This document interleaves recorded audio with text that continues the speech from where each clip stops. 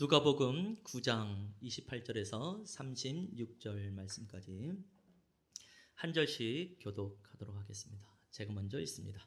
이 말씀을 하신 후 8일쯤 되어 예수께서 베드로와 요한과 야고보를 데리고 기도하시러 산에 올라가사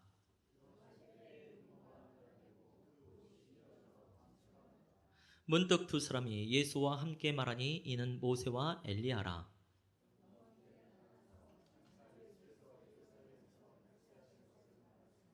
베드로와 및 함께 있는 자들이 깊이 졸다가 온전히 깨어나 예수의 영광과 및 함께 선 두 사람을 보더니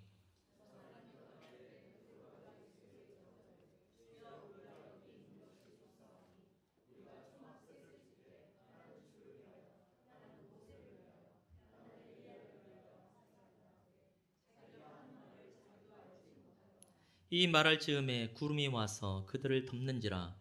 구름 속으로 들어갈 때에 그들이 무서워하더니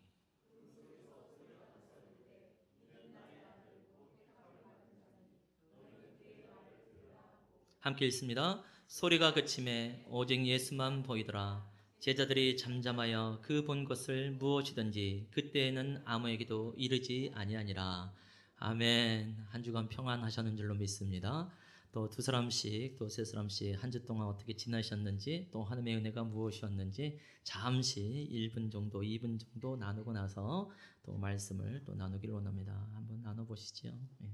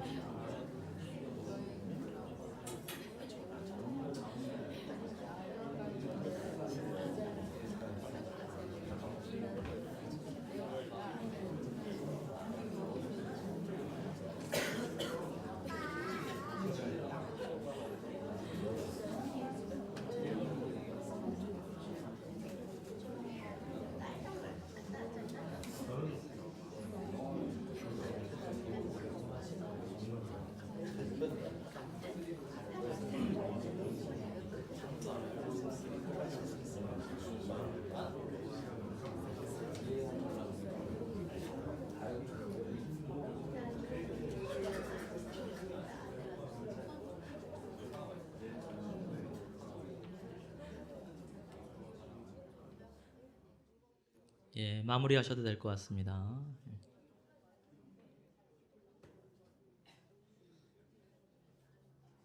우리가 주님 안에서 함께 문안하고 또 안부를 묻고 또 어떻게 지내는지 이야기하는 것은 성도 간의 아름다운 교제가 되는 줄로 믿습니다. 아주 좋으네요. 나누시는 모습을 보니까 잘 지내신 것 같습니다. 저희 교회는 보니까 그 명절 연휴에 여파가 좀 있는 것 같아요. 좀 많은 분들이 좀 빠져 있는 상황인데요. 다행입니다. 오늘 식사가 안 되는 바람에 물이 이제 뭐 쓰지 못하는 상황이 좀 됐어요. 어저께 전체 단톡방에 올려드렸는데요. 이따가 또 광고를 또 할 수 있도록 하겠습니다. 한 주간의 삶이 어떠셨는지 저도 뭐 나름 잘 쉬면서 시간을 좀 보냈던 것 같고요. 오늘도 함께 말씀을 통해서 은혜가 되는 시간이 되기를 원합니다. 기도 명언 다시 한번 복습을 해보죠. 맨 위에 있는 글씨 읽어보겠습니다. 시작. 사람은 죽어도 기도는 죽지 않는다. 이 말에 좀 믿음을 가지고 나갔으면 좋겠습니다. 또 있습니다. 사람이 일하면 사람이 일할 뿐이지만 사람이 기도하면 하나님이 일하신다. 참 멋진 말이고요. 기도에 힘쓰시길 바랍니다. 또 있습니다. 너무 바빠서 기도합니다. 바빠서 기도하지 못해요 라고 하는 것은 기도를 너무 좀 얕보는 것이 아닌가라는 생각을 하게 되는 거죠. 그래서 일에 매이지 아니하며 기도에 좀 더 우선을 해보자는 거겠죠. 그 다음에 있는 말도 한번 읽어보겠습니다. 시작. 역경을 극복하는 사람은 여전히 우리에게 주는 메시지가 있다라고 생각을 합니다. 역경은 이제 극복하라고 우리에게 있는 것이죠. 문제라고 하는 것도, 근심 걱정이라고 하는 것도 우리에게 극복하라고 있는 것입니다. 거기에 매이라고 있는 것은 아니겠지요. 근데 자꾸 역경을 생각하고 근심 걱정을 떠오르게 되어지고 슬픈 일을 떠오르게 되어지고 힘든 일을 떠오르게 되어지면 이게 극복이 안 되더라고요. 오히려 거기에 좀 매인 바 되는 것을, 묶인 바 되는 것을 참 많이 발견하게 되어집니다. 그래서 우리는 기도를 하지요. 기도하게 되어지면 역경을 극복하는 은혜가 있게 되어집니다. 많은 사람들은 역경을 극복하면 번영이 올 거라고 생각을 하고 성공이 올 거라고 생각을 합니다. 그래서 자꾸 번영을 향하여서, 성공을 향하여서 목표를 가지고 나아가요. 근데 그것이 목표가 되어지면 어느 순간 또 그 번영에, 또 그 성공에 매여 있는 것을 발견하게 됩니다. 묶임 바 되는 것을 발견하게 됩니다. 이것도 곤란하구나라는 생각을 하게 되어지죠. 그래서 다시 한번 번영은 목표의 대상이 아니라 극복의 대상이다라는 것을 알게 되는 거죠. 근데 그렇게 극복하기가 쉽지 않아요. 우리는 마음 편하고 몸 편하면 우리는 금방 그 모든 상황을 누리는 사람들이 되니까, 기도할 때에 비로소 번영을 극복하는 것이 무엇인지 알게 될 줄로 믿습니다. 아멘. 우리 옆에 분에게 한번 인사합시다. 번영을 극복하십시다 하고, 속으로 번영이 오기나 했으면 좋겠다 뭐 이런 분도 계실런지 모르겠습니다만, 저희 예선교회는 번영할 겁니다. 아멘. 예. 아무도 아멘을 안 하는군요. 저 혼자만 아멘. 그 번영을 극복하는 예선교회가 되기를 축원합니다. 아멘. 지난 한 주 동안에 저희 교회는 좀 놀라운 일이 좀 하나 있었는데요. 좀 죄송하지만 그 이름을 들어서 말씀을 드릴게요. 우리 윤서영 전도사님이 그 자녀, 특별히 큰딸의 대학 진학을 위해서 열심히 좀 기도하셨습니다. 큰딸이 작년에 안타깝게 소위 말해서 한 끗 차이로 대학을 떨어졌거든요. 그래서 재수를 했습니다. 근데 이번에요, 4개 학교에 다 합격을 했습니다. 전공은 실용음악이에요. 그러니까 실용음악이라고 말을 할 때에 소위 이제 스카이 대학 있잖아요. 스카이 대학. 스카이 대학이라고 말할 때 떠오르는 그 대학들이 실용음악이라고 하는 측면에서 떠오르는 대학들이 있습니다. 그 4개의 대학에 다 합격을 했다는 건 어마어마한 역사인 거죠. 우리 소은이도 놀라서 계속 아멘 하잖아요. 얼마나 감사한지. 그 중에 이제 한 학교는요, 그냥 거기 졸업생들이 그냥 질비하다, 연예계에, 방송계에, 음악계에 그냥 질비하다라고 그냥 이해를 하시면 되겠고, 그야말로 탄탄대로에 이제 올라섰다 이렇게 봐도 될 것 같아요. 그래서 지난 한 해 동안의 그 모든 역경을 좀 극복하는 은혜가 좀 있게 되어졌죠. 그래서 새벽 기도를 이렇게 함께 오시는데 놀라운 것은 우리 윤 전사님은 삶 자체가 새벽형 인간이라고 하더라고요. 이해가 안 되죠. 저도 힘든 이 새벽 기도를 새벽형 인간이라고 말을 하니까. 그래서 저희 교회 새벽 기도가 없으면 이제 또 다른 교회, 가까운 집 근처에서 또 새벽 기도를 드리기도 하더라고요. 그래서 항상 새벽 기도를 하실 때는요, 이제 저랑 이제 같은 라인에 해서 이제 함께 기도를 하는데요. 저는 이제 서서 기도하는 게 굉장히 좋습니다. 또 편안하고. 그래서 서서 기도합니다. 근데 궁금하잖아요. 딴 분들은 어떻게 기도하는지. 우리 윤 전사님이요, 바닥에 무릎을 꿇고 기도합니다. 우리 바닥에 보일러가 있는 게 아니잖아요. 더나 요즘 춥잖아요.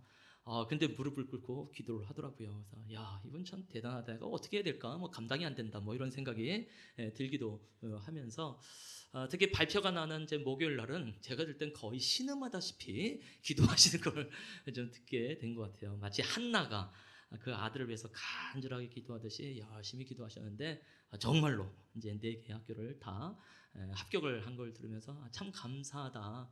그야말로 기도를 통해서 역경을 극복하는 그 모델이 무엇인지 알게 됨을 해서 감사를 드리더라고요. 그러니 이제는 번영으로 들어온 것 아니겠습니까? 뭘 해야 될까요? 극복해야죠. 번영을 누리건 잠깐이겠지만 좀 극복을 해야 되지 않을까. 그래서 우리 전도사님의 이제 딸 좀 기억을 하면서요. 뭐 이름까지 얘기하죠. 뭐 원예빈 자매 극복을 해야 됩니다. 이 번영을. 그래서 주의 은혜 가운데 또 잘 진로를 결정하면서 나갈 수 있도록 기도해 주시면 감사하겠고, 또 능히 대학생을 할 수 있을 만한 환경, 또 형편들이 좀 잘 채워질 수 있도록 기도해 주시면 고맙겠습니다. 할렐루야. 자, 그래서 이 말이 우리한테 참 너무 중요한 말이라고 생각하고요. 또 넘겨보면 하나님의 기도로 기도하다. 예수님께서도 당신의 기도로 기도한 것이 아니라 하나님의 기도로 기도하셨습니다. 그래서 하나님의 기도에 사로잡혀서 기도하셨습니다라는 것을 기억하자는 거죠. 그래서 우리도 어떻게 하면 하나님의 기도에 사로잡혀서 기도할 수 있을까? 제일 먼저 해야 될 일이 있다고 한다면 하나님의 이름을 부르십시다라는 거죠.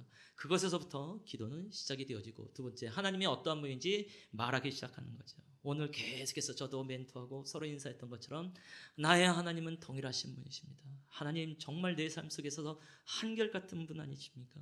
하나님 나에게 신실하신 분이십니다. 영원하신 분이십니다. 참으로 나에게 변함이 없으신 하나님입니다. 이렇게 고백을 하게 되어지면 하나님께 대해 뿐만이 아니라 나에게 있어서 계속 하나님이 어떤 분인지 알게 됨으로 인해서 하나님에 대한 신뢰가 점점 크게 일어나게 되어지고, 또 기도에 넘치는 동기가 생기는 것을 발견하게 되는 거죠. 그러나서 한번 여쭤보는 겁니다. 하나님, 어떻게 기도하면 좋겠습니까? 이 문제에 있어서 내가 어떻게 기도해야 될지 잘 모르겠습니다. 나도 예수님처럼 하나님의 기도에 사로잡혀서 기도하기를 원하는데 어떻게 기도하면 좋겠는지 가르쳐 주시옵소서. 그래서 잠깐 침묵도 지킬 수 있겠죠. 계속 내 기도를 계속 말하기보다는 하나님께서 나의 기도를 어떻게 인도해 가실 것인가에 대해서 침묵도 하면서, 또 느껴지면 한 단어를 말하기도 하고 문장을 말하기도 하고, 때로는 한숨을 쓰기도 하고 그냥 아멘이라고 말을 하기도 하면서 서서히 하나님의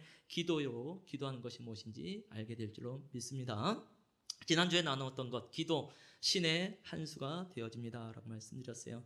예수님께서 이 땅에 계셨을 때에 베드로를 비롯한 제자들에게 수도 없이 당신의 그리스도 되심에 대해서 여러 모습으로 알리셨습니다. 그러나 그들에게 그 고백을 듣기가 참 어려웠죠. 약 2년의 시간이 지나갔음에도 불구하고 예수님의 그리스도 되심에 대해서 그 누구도 말하지 않는 상황 속에서 마지막 한 수, 예수님이 기도하실 때에 여쭤보기 시작하니까 하나님께서 계시하심으로 말미암아 베드로가 주는 하나님의 그리스도이십니다라고 고백을 하게 되어지죠. 그래서 지난주에 말씀을 드렸어요. 예수님이 기도하시고 하나님은 계시하시고 사람은, 베드로는 깨닫고 고백하게 됩니다라고 말씀을 드렸지요. 우리도 그런 고백이 정말 그리운 사람들 아니겠습니까? 너 내 주변에 내 가까운 부모나 형제나 자매나 친척들 안에 그 고백이 있기를 우리가 정말 갈망하지 않겠습니까? 그것은 하나님께서 계시할 때에 비로소, 하나님께서 조명하실 때에 비로소 고백할 수 있는 것이라고 말씀드렸고, 그래서 그리스도인 아무나 되는 것 아닙니다. 아멘. 우리가 그리스도인 된 것에 대해서 진짜 자부심을 가지셔야 됩니다. 믿지 않는 사람들 보고 말을 해야 됩니다. 네가 나랑 함께 다니는 것을 영광인 줄 알아 이것들아 라고 말을 될 정도로. 왜? 주께서 나에겐 계시하셨기 때문에, 그 은혜로 말미암아. 근데 그 계시가 있기 전까지 예수님이라 할지라도 당신이 스스로 계시하신 것이 아니라 예수님은 간절하게 기도하셨던 것, 그 신의 한 수를 통하여서 역사될 것을 기억하면서 우리도 또 기도의 사람이 되시기를 축원합니다. 아멘. 오늘 이제 6번째 예수님의 기도의 모델을 함께 보게 되는데요. 오늘 설교의 제목이 조금 특이합니다. 고민하다가 요 제목 괜찮겠다 싶어서 정해봤는데요. 현장을 변화 땡땡 되게 하는 기도라고 이제 해놨습니다. 땡땡에 이제 뭐가 들어갈런지 설교를 듣다 보면 알게 되겠죠. 현장을 변화 땡땡 되게 하는 기도. 오늘 이제 그 본문 말씀을 보게 되면 아주 유명한 사건이 되어지죠. 변화산상이라고 하는 것에 이제 예수님과 세 제자 베드로, 요한, 야고보가 함께 오르게 되어집니다. 거기서 예수님의 모습이 변하셨어요. 영광스러운 모습으로 변하셨습니다. 이 사건은 누가복음에만 있는 게 아니겠지요. 당연히 마태복음, 마가복음에도 나타납니다. 근데 큰 특징이 있게 되는 거죠. 표를 오늘도 함께 살펴보기를 원합니다. 먼저 오늘 본문 말씀을 보게 되면 이 말씀을 하신 후 8일쯤 되어 예수께서 베드로와 요한과 야고보를 데리고 기도하시러 산에 올라가사 기도하실 때에 라고 기도라는 단어가 2번 나오게 되어지죠. 반면 마태복음과 마가복음 안에서는 아예 기도라는 단어가 나타나지 않는 것을 발견하게 된다는 것이죠. 잘 기억해야 되겠습니다. 그래서 그만큼 여전히 누가는 예수님의 삶을 말할 때에 기도라는 관점에서 예수의 삶을 계속해서 조명하고 우리에게 도전하고 계신 것을 발견하게 됩니다. 잊어버릴까 봐 또 한 번 말씀드린데요. 정말 기도가 필요 없을 것 같은 예수는 기도에 열정적이시고 기도가 정말 절실한 제자들은 전혀 기도하지 않는 모습이 사복음서 안에서 나타난 것을 보게 된다는 것이죠. 우리랑 너무 닮았지요? 아멘. 자, 다시 한번 우리도 기도가 필요 없음에도 불구하고 기도에 열정적인 예수님을 닮아가는 시간이 되기를 원하는데, 이 누가복음 안에서 다시 한번 예수님의 기도의 모습을 우리에게 말씀하고 계시네요. 이때 이 변화산이라고 하는 것은 도대체 어디에 있을까라는 생각을 할 때요, 일단 뭐 성서 신학자들은 두 군데를 말합니다. 갈릴리 호수 근처에 다볼산이라는 데가 하나 있고요. 아마 그쪽이 조금 더 유력하게 해석되고 있지 않나 싶은데요. 또 하나는 이제 헐몬산이라는 곳입니다. 이스라엘의 최북단에 있는 이제 헐몬산이 되어지는데요. 한번 사진을 보죠. 괜찮게 나왔는지 모르겠어요. 예, 괜찮네요. 뭐 가보고 싶다 뭐 이런 생각도 하고 뭐 이래야 되는 거 아닌가요? 예. 넘어가죠. 어떻게 보면 이제 만년설 같은 느낌을 좀 갖습니다. 해발 한 2,800m 이상 되는 이제 그런 산이 되어지는데요. 한여름만 빼고는 1년 내내 눈이 있다고 합니다.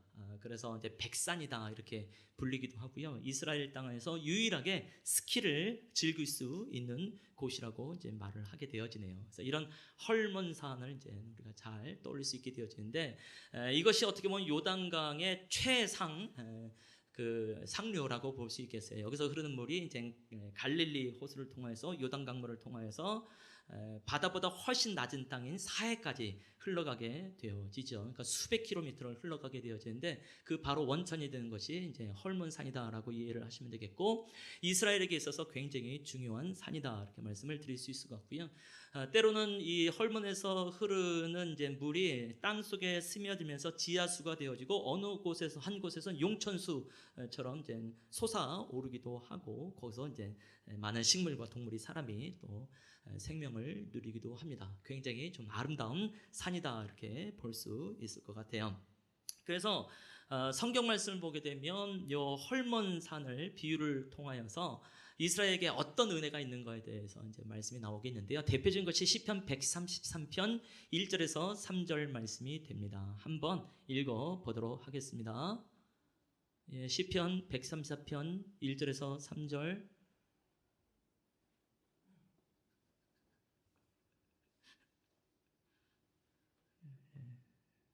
많이 피곤하군요. 자, 다 같이 함께 읽어보도록 하겠습니다. 시작.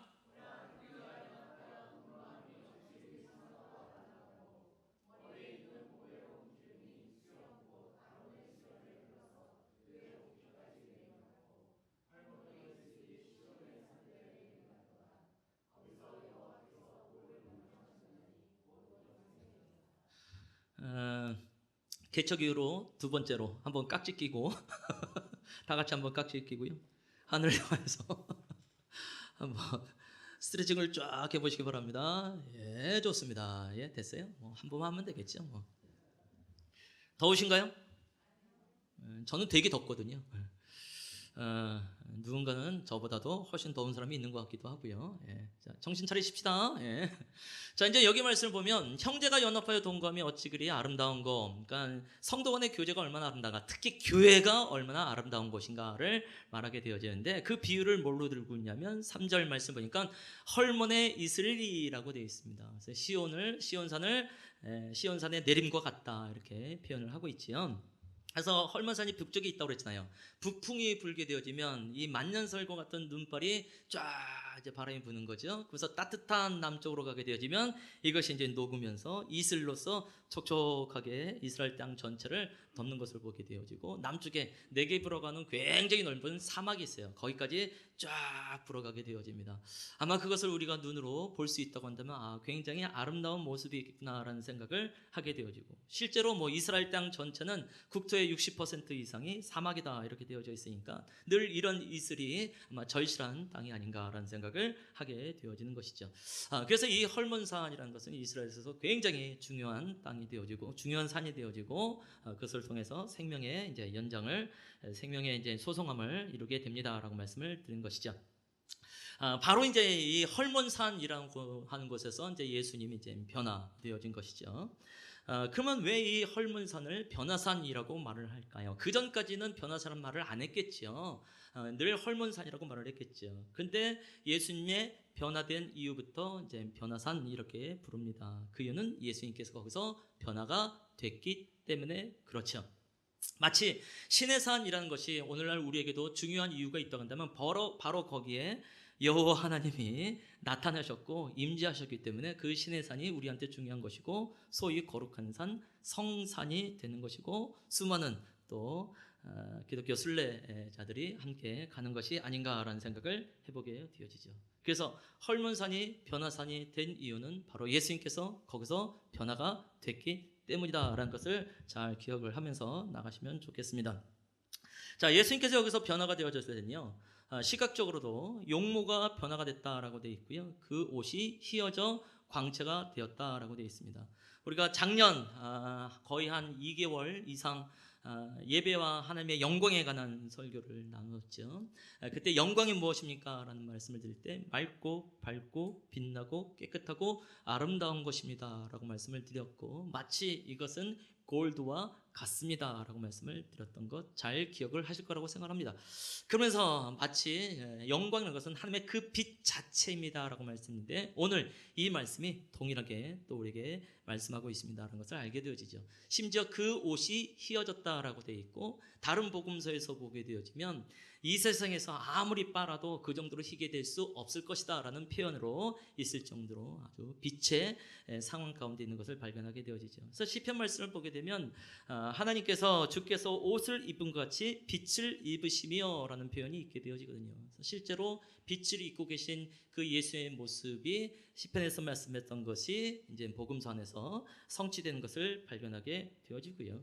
이것은 또 그때 요한계시록 1장 말씀을 보면서 예수님의 부활하신 예수님, 영광된 예수의 모습은 역시 그 빛 자체입니다라고 말씀드렸죠. 눈에서 불꽃이 이글이글 타오르고 입에서 검이 나오고 또 손에 7뼈를 들고 얼굴에서 해같이 비치는 그 빛난 광채가 난다고 말씀드렸고, 가슴에는 금빛이 있고 또 발에는 빛난 주석이 있다고 말씀을 드리면서 그야말로 그 빛 자체이신 예수님에 대해서 말씀을 드린 거죠.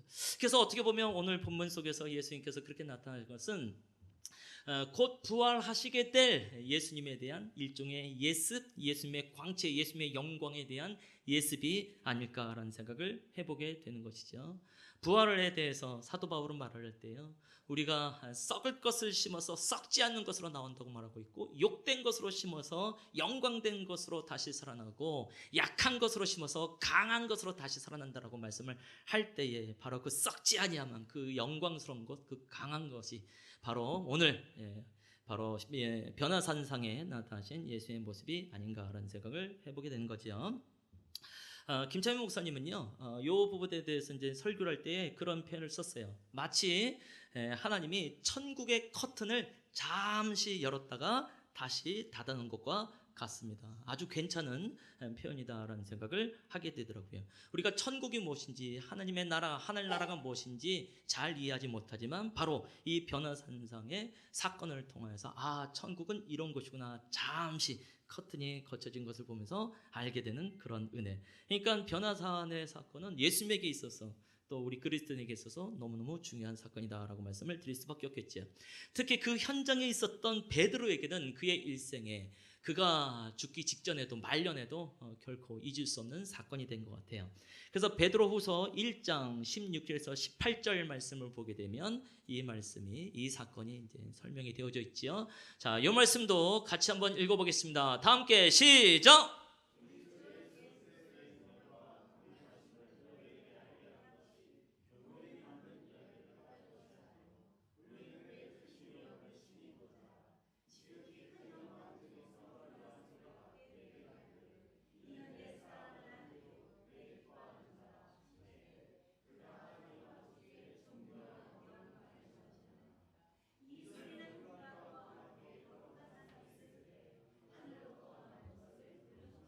예, 뭐 누가복음 우리의 오늘의 본문에 있는 말씀만 갖고 뭐 거의 같은 의미다라고 보시면 되겠죠.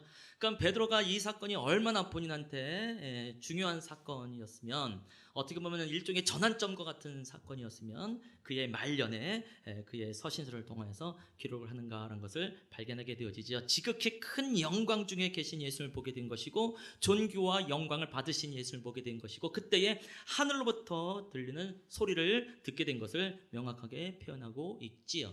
그래서 이 변화산이라고 하는 것은 굉장히 중요합니다. 또 이때 나타났던 사람이 모세와 엘리야입니다. 모세가 그 전 약 1500년 전이 되겠죠. 있을 때에 기도한 내용이 있었습니다. 하나님 당시의 영광을 나에게 보이시옵소서라고 기도를 했지요.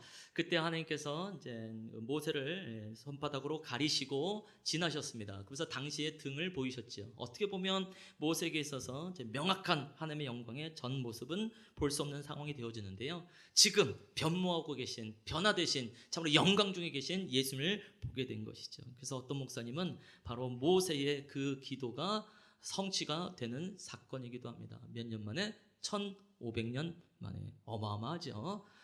하나님의 기도의 응답의 기간은요 기본 단위가 1000년이구나 라는 생각을 하게 됩니다. 그래서 하루가 1000년같이 또 1000년을 하루같이라고 말씀하고 있으니까 기도는 죽지 않습니다. 적어도 1500년은 유효하니까 우리 끊임없이 한번 기도하면서 나가보고 또 기도를 동안하는 역사가 무엇인지 좀 알아봤으면 좋겠다라고 말씀을 드리고 싶은 것이죠.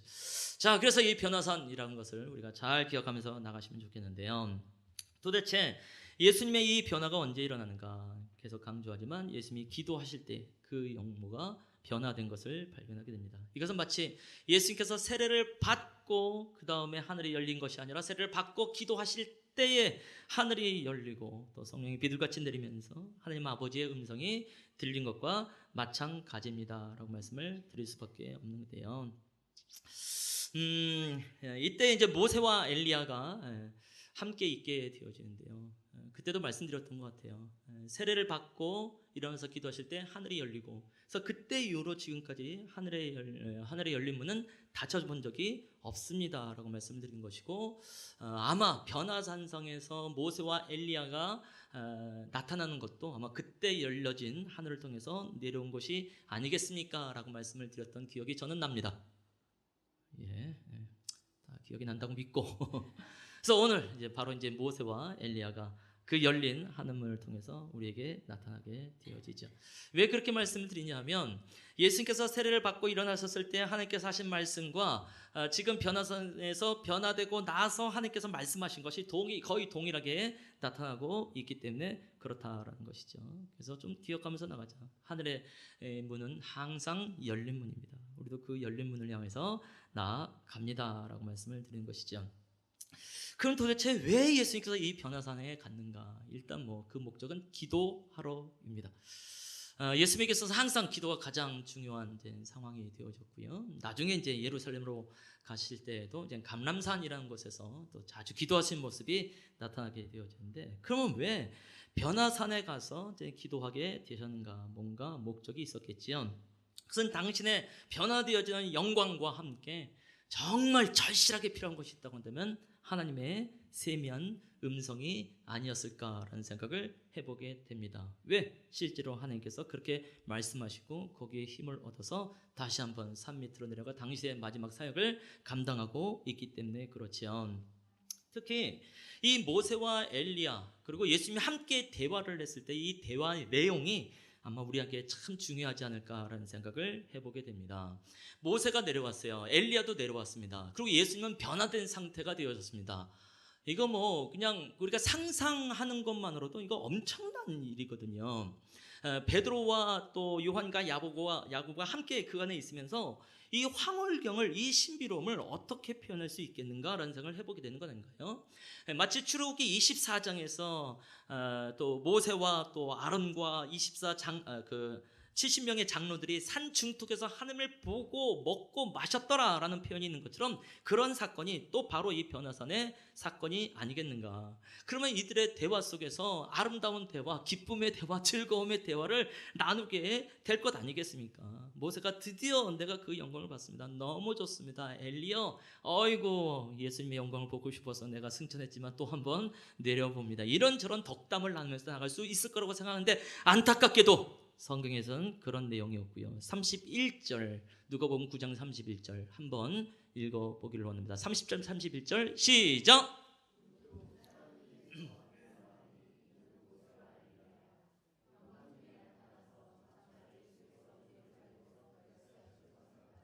모세와 엘리야가 함께 모여서 무슨 얘기를 했냐면 예루살렘에서 예수님께서 별세하실 것을 말씀했단 말이죠. 예루살렘에서 예수님께서 죽으실 것을 말씀한 거예요. 예수님께서 예루살렘에서 고난 받으실 것에 대해서 말씀을 하신 것이죠. 얼마큼 편안한 대화로 했는지 모르겠지만 그 대화의 내용이 그렇게 즐겁지만은 않았다라는 생각을 하게 되어지고, 사실 이것이 무엇인지 모세는 누구보다도 잘 알지요. 모세는 시내산에서 그 영광 중에 하나님의 세미의 음성을 듣게 되었단 말이죠. 하나님의 입장에서는 모세를 이제 어떻게 보면 이스라엘의 지도자로 파송하는 건지 모르겠지만, 사실 모세의 입장에서는 지도자로서의 부르심이라기보다는 고난 가운데 들어가는 것이 되어지고 죽음 가운데로 가는 거랑 마찬가지 되겠지요. 여전히 애굽의 입장에서 보면 모세는 살인자이거든요. 그런데 하나님의 부르심을 가지고 애굽 땅으로 다시 들어간다는 것은 곧바로 바로한테 죽임을 당할 수 있는 상황이 되어지니까 누구보다도 예수님의 이 별세, 이 고난, 이 죽음에 대해서 잘 알고 있기 때문에 아마 모세가 당신의 입장에서 또 예수님과 함께 위로와 격려 차원의 대화를 나누지 않았을까라는 생각을 해보게 되는 거지요. 엘리야 같은 경우도 갈멜산에서 바알의 선지와 또 아세라의 선지자 도합 450명 400명 이렇게 되거든요. 그러니까 850대 1로서 전쟁하는 상황 가운데 있게 됩니다. 그것은 거의 죽음으로 나아가는 것과 똑같은 상황이 된단 말이죠. 그런데 다행히 하나님의 불이 임하게 되어지면서 그 모든 것을 통과하게 되었던 것처럼 누구보다도 엘리야도 예수의 마음을 잘 이해를 하면서 이 고난을, 이 별세를 잘 한번 극복해 보십시다 라고 교제하면서 나눈 것이 아니겠는가라는 생각을 해보게 된다라는 것이죠. 자, 그러니 이러한 상황 속에서 정말 예수께서 듣고 싶은 것이 있다고 한다면 그것은 하나님 아버지께서 나에게 어떤 생각을 갖고 있는가, 이 길에 대해서 하나님은 나를 어떻게 보호할 것인가, 어떻게 나를 보정해 줄 것인가에 대한 사모함을 나누게 되어지죠. 그것이 바로 35절 속에서 있게 되어지죠. 이는 나의 아들 곧 택함을 받은 자니 너희는 그의 말을 들어라 라고 하나님께서 말씀하시네요. 누가복음에서는 그냥 나의 아들 곧 택함을 받은 자라고 되어 있는데요, 마태복음 17장 5절 말씀을 보게 되면 이는 내 사랑하는 아들이요 내 기뻐하는 자니 라고 표현을 합니다. 예수께서 세례받고 일어나셨을 때에 하늘에서 들렸던 음성과 거의 동일하지 않습니까? 너는 내 사랑하는 아들이요 내가 너를 기뻐하노라 라고 말씀하셨습니다. 왜 예수님께서 세례를 받고 일어났을 때에 하나님께서 그렇게 말씀을 하실 수밖에 없었을까요? 그때의 세례를 받는다는 것은 분명히 성경에 기록되기를 죄 사함을 얻는 회개의 세례라고 말을 했죠. 예수님께서는 죄가 있으신 분이 아닙니다. 그럼에도 불구하고 세례를 받는다는 것은 나는 죄가 있는 사람으로 스스로 인정을 하면서 그 안에서 일어나게 되어지죠.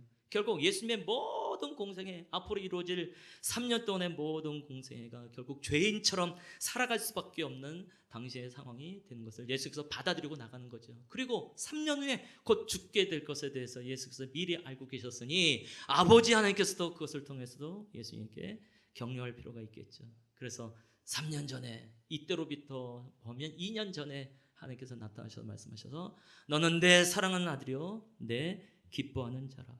그래서 그 격려를 가지고 그 위로를 가지고 공생애로 뛰어들어갈 수 있으셨던 예수님을 발견하게 되어지죠. 이제는 십자가 사건이 약 1년 정도 남았습니다. 진짜 이제는 죽으러 오신 당시에 모든 이제 계획이 이제 하나하나 이루어지는 상황 가운데 있게 되어지죠. 이 사건 이후로 예수님께서는 계속해서 예루살렘으로 가게 되어지고 점점 십자가로 가까이 가게 되어지죠. 그러니까 본격적인 이제 고난의 행복 가운데 있게 되어지니 예수님에게서도 참 쉽지 않은 상황이 되겠죠. 근데 다행히 다시 한번 하나님께서 말씀하시는 거예요. 이는 내 사랑하는 아들이요 내 기뻐하는 자라라고 말씀하시는 것. 이것은 베드로에게, 요한에게, 야고보에게도 하신 말씀이기도 하지만 예수님에게 또 하시는 말씀이 되어지니까 그 말씀을 가지고 예수께서 당당하게 당신의 걸음을 나아갈 수 있는 것을 발견하게 되는 것이지. 그럼 이때 제자들은 뭐 했을까요? 우리가 좀 위로가 됐으면 좋겠는데요. 32절 33절 말씀 보면 베드로와 및 함께 있는 자들이 깊이 졸다가 할렐루야. 그래서 우리 예선교회가 얼마나 성경적인 교회인지 깊이 졸다가 PPT 놓치고 뭐 할렐루야. 그렇지 않아도 설교 준비하면서 여기다가 제가 별표를 해놨어요. 예수님의 영광스러운 모습으로 모세와 엘리야와 함께 대화를 하는 중에도 깊이 졸 정도이면 나의 설교 때 조는 건 당연한 결과. 크크. 아예 그냥 원고에 그렇게 써놨습니다. 그래서 오늘 제 예상이 적중했구나, 거의 예언자다 막 이런 생각을 하게 되어집니다. 그래서 시험 들지 않습니다. 잘 주무십시오. 한 10분 졸고 나면 정신 말짱해집니다. 그 다음에 들으면 돼요. 뭐 거기서 거기죠. 뭐 새로운 게 뭐가 있겠습니까? 자, 어쨌든 더 웃긴 건 뭐냐 하면 베드로가 초막셋을 지으십시다. 하나는 주를 위하여, 베드로를 위하여, 이 모세를 위하여, 엘리야를 위하여 셋이 이제 세 개를 지으십시다. 근데 정말 성경이 재밌는 게 뭐냐 하면 이제 33절 끝부분에 자기가 하는 말을 자기도 알지 못하더라. 참 우리 뭐 누가가 베드로를 너무 대놓고 깐다, 막 대놓고 디스한다, 막 이런 생각을 정말 많이 합니다. 깊이 졸다가 자기도 모르게 횡설수설한 거죠. 자기가 하는 말을 스스로 알지 못하더라, 이렇게 되어져 있는데 일단 위로가 됩니다만은, 자, 이제 우리에게 이제 어떻게 적용을 하면 좋을까요? 우리도 변화가 돼야 되지 않겠습니까? 변화되기를 소망하십니까? 변화를 두려워하십니까? 적어도 성도라고 한다면, 그리스도인이라고 한다면 좀 변화된 사람이 되어야 되지 않을까. 일단 성품적인 변화를 우리가 원하기도 하지만 또 예수를 믿으면요, 외모의 변화가 일어나기도 합니다. 그래서 제가 한 집사님에게 오늘 아침에 부탁을 했어요. 예수를 믿기 전에 사진을 좀 달라. 그래서 오늘 이분의 사진을 통해서 우리가 행복을 누리게 될 겁니다. 예수를 믿지 않았을 때의 얼굴과 요즘 얼굴이 어떻게 다를까 한번 보죠. 누굴까요? 과연? 이분이 박리스타 맞나 막 이런 생각이 들 정도죠. 하나를 더 보면 뭐 거기서 거기긴 한데, 이걸 어떻게 설명해야 될지. 이때는 교회를 안 다녔던 때가 이제 분명한 것 같고요. 뭐 한 사람 뭐 그냥 디스돼서 우리 웃을 수 있다고 한다면 설교에 쓰임 받고 하나님께 영광 돌리는 우리 박 집사님인 줄로 믿습니다. 아멘. 뭐 없애십시다. 자꾸 보면 안 될 것 같고. 제가 이제 기도는 죽지 않는다라는 책을 이제 1월 첫 주에 말씀을 드리면서 이제 저자를 조금 설명을 했었는데요. 제 이제 또 학교 선배이기도 했었고, 근데 이분도 실제로 그랬어요. 이분이 이제 아마 초등학교 5학년 때 예수를 믿긴 했지만 이렇게 예수님을 인격적으로 경험하고 예수님과의 친밀감을 갖지를 않았던 것 같아요. 그래서 한 번은 고등학교 때 자기 사진을 보여주더라고요. 깜짝 놀랐어요. 범죄자인 줄 알았습니다. 그러니까 예수를 믿고 변화된다는 것은 성품적인 것만 말하는 것이 아니라 실제로 외모도 변화가 된다는 것을 발견하게 된다는 것이죠. 그래서 외모가 좀 젊어지고 빛이 나고 싶으시면 예수님의 영광 가운데, 좀 기도 가운데 있으시면 어떨까라는 생각을 하게 되어지고, 그에겐 당연히 우리의 성품의 변화도 일어나게 되겠죠. 전 지금도요, 지지난주에 읽었을 때 예배 직전에 우리가 말씀을 읽잖아요.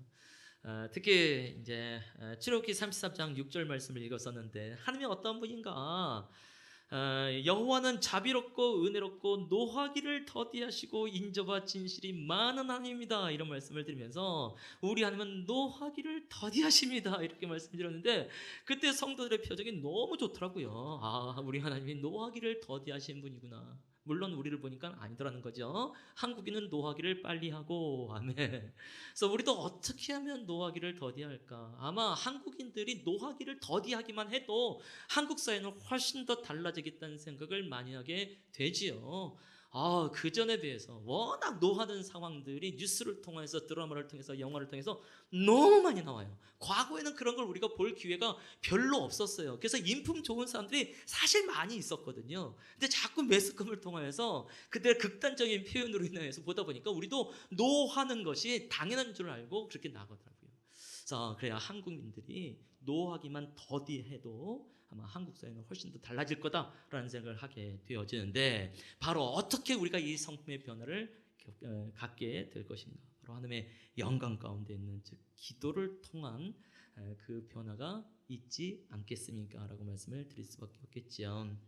그럴 때야 비로소 우리도 그 사명이 무엇인지 알게 될 겁니다.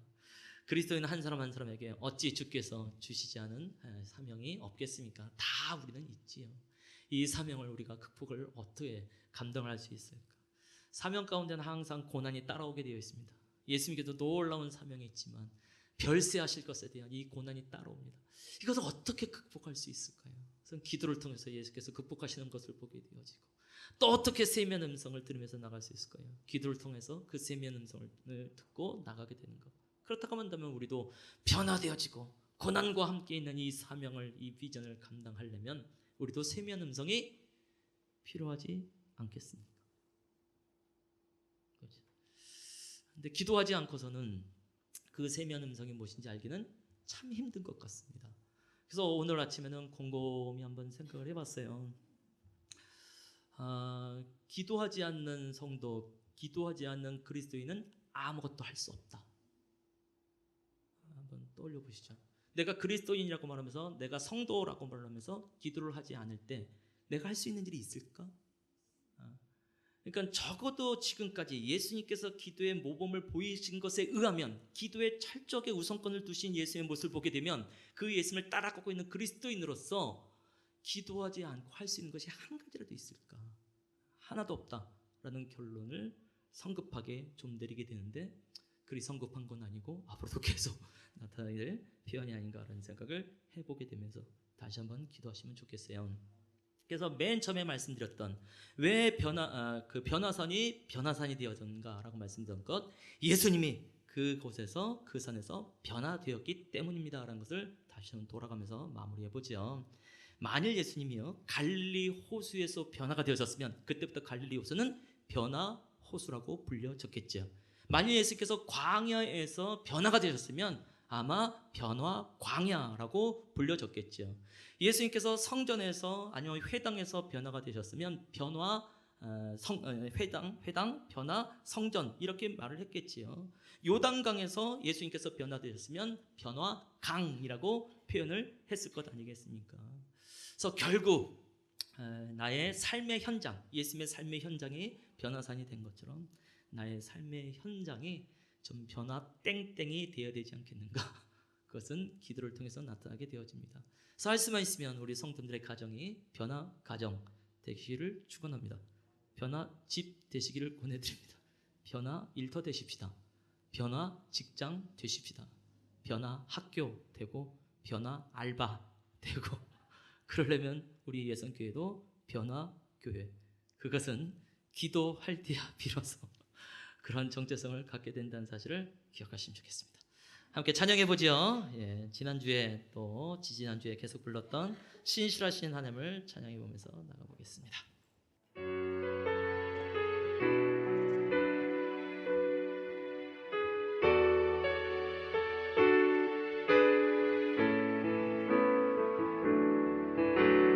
주님 보좌 앞에 나아가 참된 안식과 기쁨 나누리겠네. 경배하며 주의 얼굴 구할 때 신실하신 주님 찬양해. 한 번 더 주님 보좌 앞에 나가, 주님 보좌 앞에 나아가 참된 안식과 기쁨 나누리겠네. 경배하며 주의 얼굴 구할 때 신실하신 주님 신실하신 하나님, 신실하신 주, 나의 주 하나님은 신실하신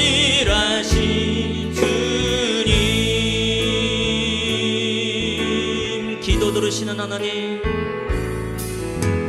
기도 들으시는 나의 주님, 폭풍 속에 내 등불 내 노래시라. 주의 날개 아래서 내 맘 시리니 신실하신 주님 자. 한 번 더 기도 들으시는 하나님,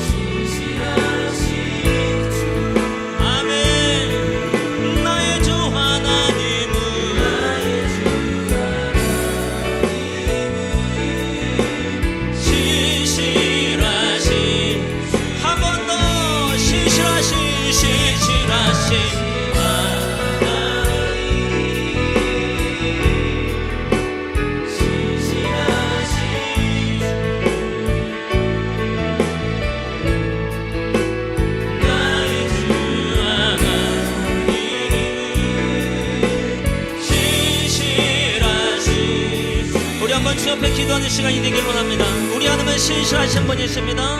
우리 하나님은 변함이 없으신 분이십니다. 한결같으신 하나님이십니다. 예수님의 삶 가운데, 기도 가운데 함께 하셨던 하나님은 지금 우리 하나님이겠지요. 베드로가 베드로 후서에서 그때 그 사건을 기록한 것은 베드로는 그 다음에 기도의 사람이 됐기 때문에 그 사건을 기록하고 있는 것이 되겠지요. 베드로 가운데의 기도를 들으신 하나님이라고 한다면 지금도 우리에게 동일하게 변함없이 하나님으로 신실하신 하나님으로 우리의 기도를 듣는 분인 줄로 믿습니다. 우리 한번 결단하며 고백하면서 나아가 보십시다. 주님, 내가 기도하지 않으면 아무것도 할 수 없는 사람입니다. 예수의 삶을 보니까 그러네요. 하나님의 기도에 사로잡혀 있는 예수의 삶을 보니까 그러네요. 내가 기도하지 아니하면 그리스도인으로 살 수 있는 건 한 가지가 없습니다.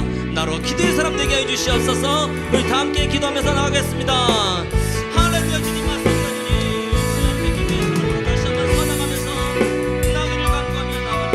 주님, 예수의 삶의 모델을 보게 되어주고 주님, 더 나아가서 이제 베드로의 삶의 모델을 보게 되어질 텐데 주님, 예수님이 기도하지 않으면 아무것도 하지 않는 모습을 발견하게 되어주고 기도를 통하여서 하나님의 선한 뜻인 것인 줄 알게 되는 것을 발견하게 주님 맞습니다.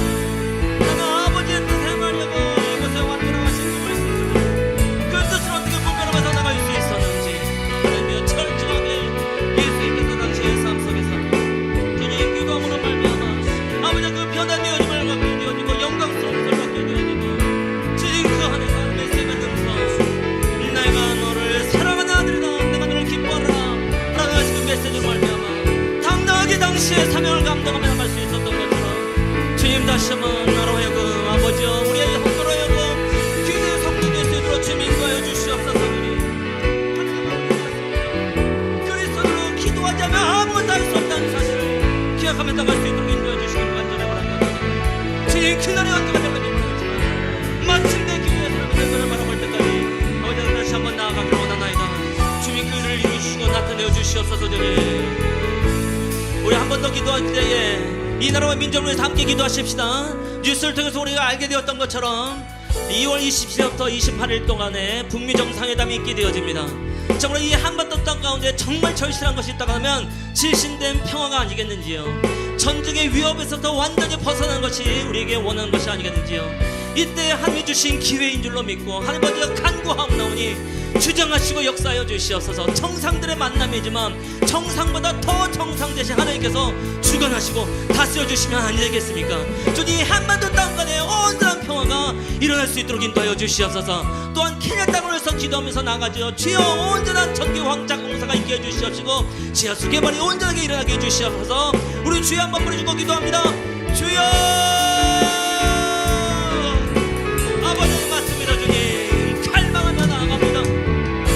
주님, 그리스도인으로서 아버지 기도하지 않으면 아무것도 할 수 없는 것처럼 아버지 이 나라 힘이 기도가 없이는 아버지가 아무것도 이루어질 수 없는 것을 고백하나이다. 아버지, 아무리 정상들이 만난다 할지라도 정상보다 더 정상 되시는 하늘의 통치가 아니고서는 하늘의 따스림이 아니고서는 하늘의 역사가 아니고서는 아버지의 뒤를 이을 수 없는 것을 고백하나이다. 주님, 오랫동안 이 한반도가 갈망하면서 나왔습니다. 오랫동안 한국교회가 기도하며 나왔습니다. 아버지, 이 한반도 땅은 어떻게 평화가 이루어질 수 있는지, 주여 어떻게 아버지 완벽한 평화를 누릴 수 있는지, 아버지 전쟁의 위협에서부터 완전히 벗어날 수 있는 그 내가 무엇인지, 아버지 이번 기회 가운데 아버지 역사해 주시옵소서. 아버지 안에 우리가 아버지 살얼음을 건너가는 사활 속에 있습니다. 주님, 주께서 건너주실 때만이, 주께서 구원하실 때만이 아버지 우리가 온전하게 일어날 수 있는 것을 고백하오니 주여 국민을 베풀어 주시옵소서. 주님, 2월 27일과 28일에 역사해 주시옵시고 아버지 동북 역사해 주시옵시고 아버지 오국원은 아버지 회당 가운데 역사해 주시옵시고 아버지 대역 가운데 역사해 주셔서 온전한 평화 이 땅 가운데 일어날 수 있도록 인도해 주시옵소서. 아버지, 예 주님 소망합니다. 예 주님, 신실하신